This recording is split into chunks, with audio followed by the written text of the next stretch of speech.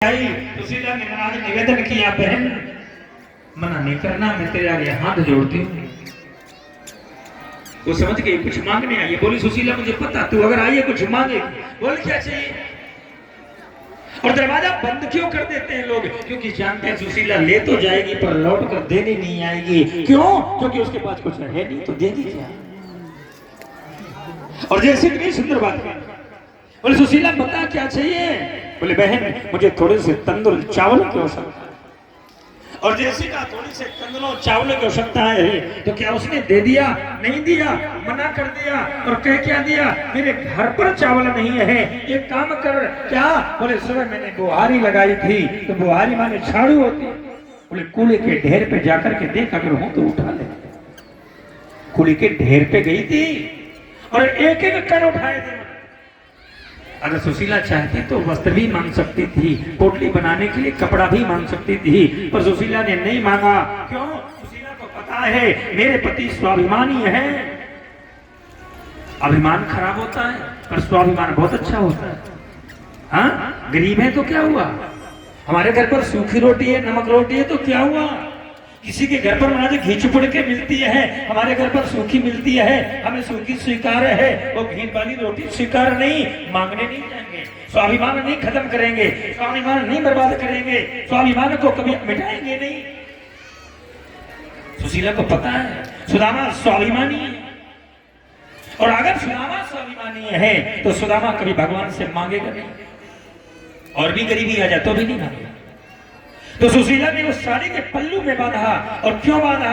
इसलिए कि वो तीन लोगों का अगर वो मालिक है तो साड़ी का पल्लू देख करके जान जाएगा सुशीला के घर पर कितनी गरीबी है। अपनी साड़ी के पल्लू में बांधा और ला करके सुदामा जी को दिया। सुदामा जी से कहा, बोले महाराज लेकर के जाओ। सुदामा जी ने एक कदम बढ़ाया, सुशीला ने प्रणाम किया। सुशीला ने पूछा, बोले जा रहे हो? बोले हाँ। बोले मेरा एक संदेशा कह दोगे द्वारकाधीश से? बोले बिल्कुल कह दूंगा। तो बोले जाकर के कहना। क्या? बोले एक मास माने महीना होता है, एक मास दुई पाख में, एक महीने में दो पखवाड़ा होते हैं, एक शुक्ल पक्ष होता है, एक कृष्ण पक्ष होता है, जिसे कहते हैं उजेला पाक और अंधेला।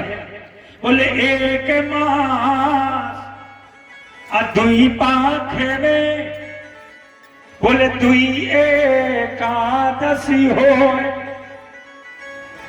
और पूरे गांव में नहीं, पूरी दुनिया में महाराज लोग अगर व्रत रहते हैं तो पूरे महीने में दो बार, एक कृष्ण पक्ष की एकादशी और एक शुक्ल पक्ष की एकादशी। एक मास द्वे पाख में अतो एकादशी हो। लेकिन बोले मेरे घर गोपाल जी रोज एकादशी हो। इतनी गरीबी है मेरे घर में, ये कभी कभी 15-15 दिन एकादशी जैसा बीतता है, ऐसी स्थिति होती है। और जैसे ये सोचा बना जैसा बीतता है एकादशी जैसा। सुंदर बात की सुदामा जी ने वो चावल लिए, आज पोटली। और सुदामा जी ने सुशीला से कहा मैं जरूर जरूर।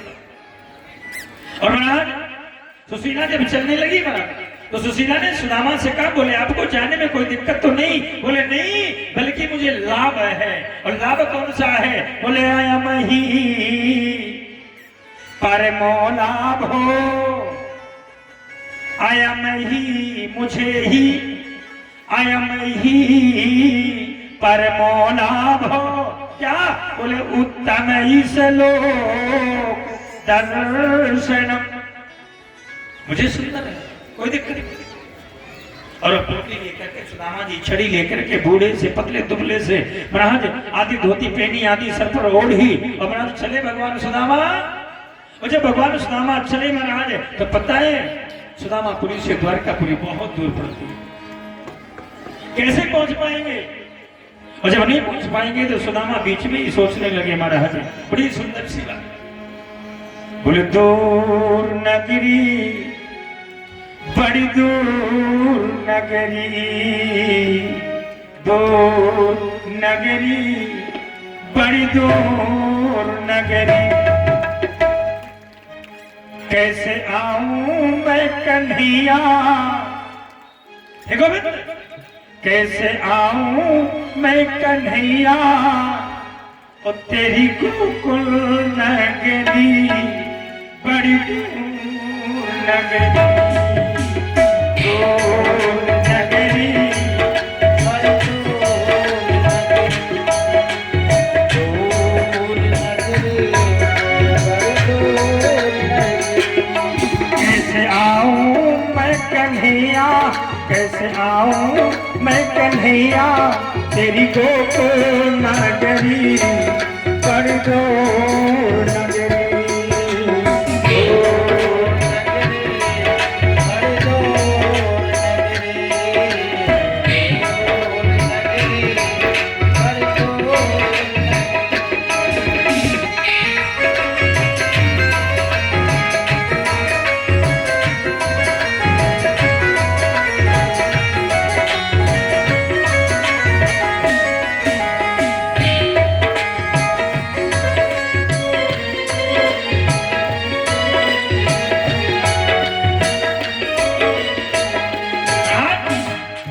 रात में आऊं कान्हा डर मोहे लागे रात में आऊं कान्हा डर मोहे लागे रात में आऊं कान्हा डर मोहे लागे और दिन में आऊं तो देखे दिन में आऊं तो देखे सारी नगरी नगरी बड़ी दूर नगरी दूर नगरी बड़ी दूर